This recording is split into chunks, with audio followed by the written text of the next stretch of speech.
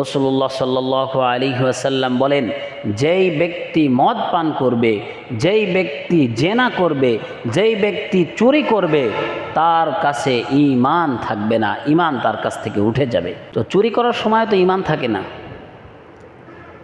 যারা মসজিদের গেট ভেঙে, তালা ভেঙে ব্যাটারি চুরি করে, লাইট ফ্যান চুরি করে, তারা তো চোর। আর যারা মাঠের ফল ফলাদিগুলো চুরি করে তারা কি? যারা ঘাস চুরি করে তারা কি? যারা মাঠের ক্ষেত চুরি করে তারা সবাই চোর। তো চুরি করা অবস্থায় তার কাছে ঈমান থাকবে না, ঈমান তার কাছ থেকে চলে যাবে।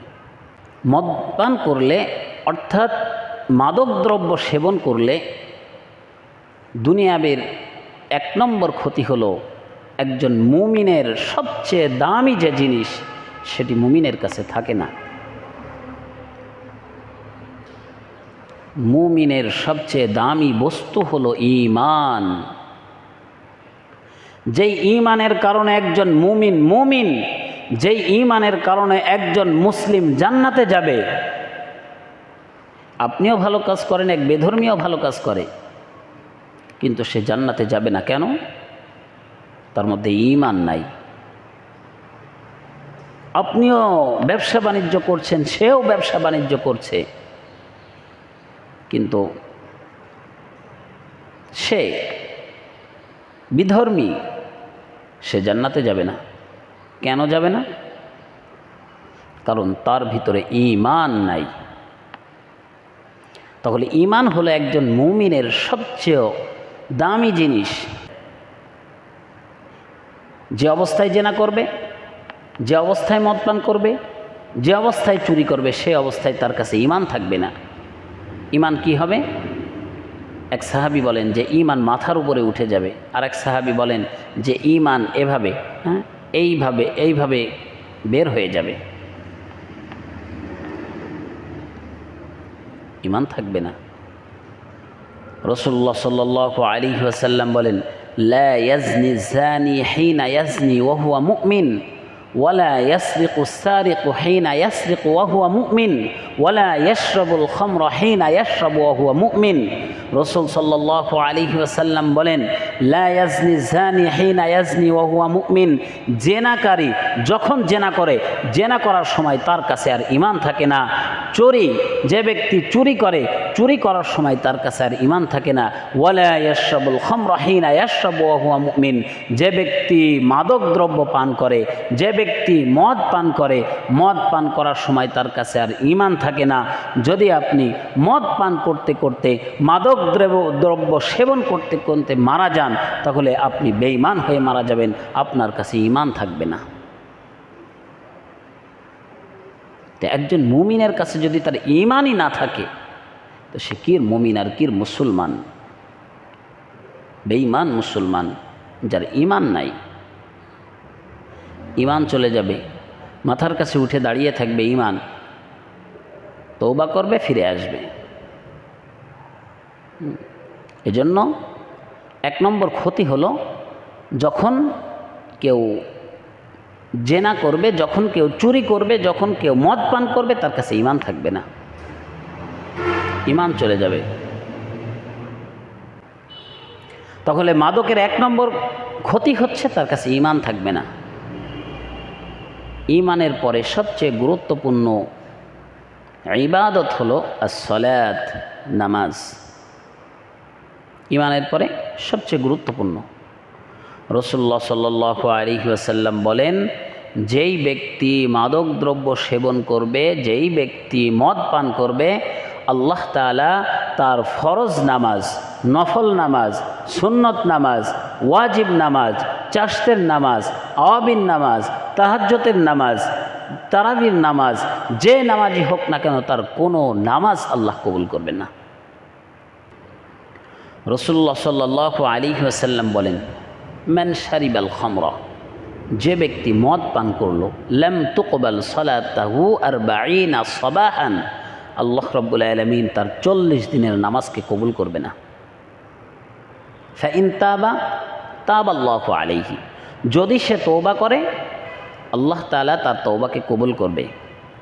ওয়া ইল্লাম ইয়াতুব, যদি তে তওবা না করে, ওয়া ইন মাতা, যদি মারা যায়, দাখালান নার, তার ঠিকানা হলো জাহান্নাম। নবীজি বললেন যে কেউ মদ পান করে মাতাল হলো, মান শারিবা, মদ পান করলো, ওয়া সাকিরা, মাতাল হয়ে গেল, লাম তুকবাল সালাতাহু 40 সাবাহান, তার 40 দিন পর্যন্ত নামাজ কবুল হবে না। ফাইন মাতা দাখালান নার, যদি মৃত্যুবরণ করে জাহান্নামে যাবে। ওয়াইন তাবা তাবাল্লাহু আলাইহি, আবার আশ্বাসের বাণীও নবী শোনাচ্ছেন, যদি তওবা করে আল্লাহ তাআলা তার তওবাকে কবুল করবেন। একবার নবীজি বললেন। এবার দ্বিতীয়বার আবার ওয়াইন শারিবা ওয়া সাকিরা, মদ পান করেছে, মাতাল হয়েছে, নবীজি বলেন লাম তুকবাল সালাতাহু 40 সাবাহান, তার 40 দিন নামাজ কবুল হবে না। ওয়াইন মাতা দাখালান নার, যদি মৃত্যুবরণ করে জাহান্নামে যাবে। ওয়াইন আদা, যদি ফিরে আসে, তাবা তাবাল্লাহু আলাইহি, এবং তওবা করে আল্লাহ তাআলা তার তওবাকে কবুল করবেন। দুইবার হয়ে গেল। নবীজি বলেন ওয়াইন শারিবা ওয়া সাকিরা, তৃতীয়বার যদি আবার সে মদ পান করে, লাম তুকবাল সালাতাহু 40 সাবাহান, 40 দিন তার নামাজ কবুল হবে না। যদি এর মধ্যে সে কী করে, ওই না আদা, ফিরে আসে এবং তওবা করে যে ভুল হয়ে গেছে, আল্লাহ আমি ভুল করে ফেলেছি, না জেনে এটাকে পান করেছি, অথবা জেনেই পান করেছি, শয়তানের খপ্পরে পড়ে আমি এটাকে পান করেছি, আল্লাহ তাআলা তুমি মাফ করে দাও। তৃতীয়বার আল্লাহর কাছে আবার ক্ষমা চাইলেন। নবীজি বলেন তাবাল্লাহু আলাইহি, আল্লাহ তাআলা তার তওবাকে কবুল করবেন। এবার 3 বার শেষ। নবীজি বলেন ওয়াইন শারিবা, চতুর্থবার আবার যদি সে পান করে, ওয়া সাকিরা, এবং মাতাল হয়ে গেছে, নবীজি বলেন কানা হাক্কান আলাল্লাহ, আল্লাহর উপরে আবশ্যক হয়ে যায় আইয়াসকিয়া তিনাতুল খবাল, তাকে তিনাতুল খবাল পান করানো। সাহাবা ইকরাম নবীকে জিজ্ঞাসা করলেন, ইয়া রাসূলুল্লাহ, পৃথিবীতে তো অনেক পানীয়র নাম শুনেছি, অনেক পানীয়র নাম আমরা জানি, কিন্তু তিনাতুল খবাল বলে কোনো পানির নাম তো আমরা জানি না, এটা আবার কি পানীয়? এটা আল্লাহ তাআলা তাকে কি পান করাবে? রাসূলুল্লাহ সাল্লাল্লাহু আলাইহি ওয়াসাল্লাম বললেন, তিনাতুল খবাল সদিদু আহলিন নার, তিনাতুল খবাল হলো ওই পানি যেটা জাহান্নামীদের রক্ত এবং পুজ নিংড়িত হয়ে আসবে, অর্থাৎ জাহান্নামীদের শরীর থেকে যে রক্ত এবং পুজ আসবে, সেই রক্ত এবং পুজ ওই সমস্ত ব্যক্তিদেরকে পান করানো হবে যারা দুনিয়াতে নেশা করে, যারা দুনিয়াতে নেশাদার দ্রব্য পান করে, যারা মদ খায়, ইয়াবা, ফেন্সিডিল, গাঁজা, এ ধরনের নেশা, হিরোইন, যারা মদ পান করে, নেশাদার দ্রব্য যারা পান করে, আল্লাহ রাব্বুল আলামিন তাদেরকে এই তিনাতুল খবাল পান করাবেন।